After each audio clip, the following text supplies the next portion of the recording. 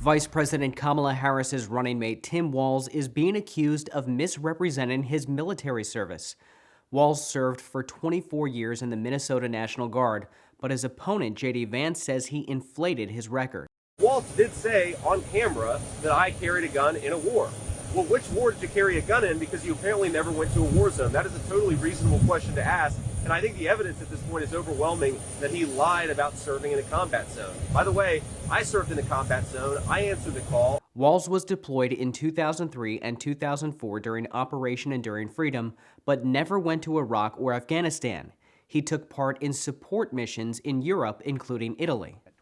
Vance's criticism is referring to this clip released by the Harris campaign in which Walz is discussing the Second Amendment. But we can do background checks, we can do CDC research, we can make sure we don't have reciprocal carry among states, and we can make sure that those weapons of war that I carried in war is the only place where those weapons are at. When Walz was running for governor, however, he admitted in an interview with Minnesota Public Radio that he never served in combat.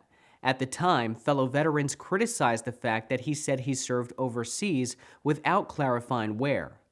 Walz said in response, "There are certainly folks that did far more than I did, and I know that. And I willingly say I got far more out of the military than they got out of me, from GI Bill to leadership opportunities to everything else." Walz was also accused of leaving the National Guard to run for Congress just as his unit was about to be deployed to Iraq.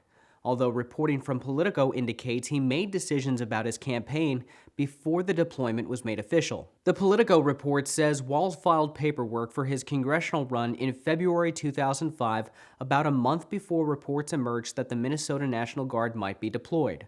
Walz then announced his run in May of that year, 2 months before the Minnesota National Guard's directive was officially issued.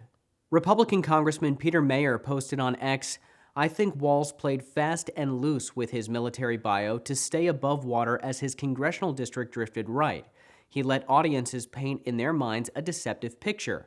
It was shady, but not stolen valor." Democrats who are military veterans are coming to Walz's defense. Transportation Secretary Pete Buttigieg, who deployed to Afghanistan as an intelligence officer in the Navy Reserve, posted on X, "Come to think of it, denigrating the worth of a soldier's service based on whether he deployed to a war zone is kind of like denigrating the worth of a woman's citizenship based on whether she happens to have children." Senator Mark Kelly posted, "Hey JD Vance, did you forget what the U.S. Marine Corps taught you about respect?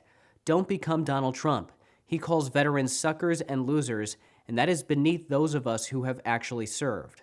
For more reporting on the 2024 presidential election, download the Straight Arrow News app and turn on notifications.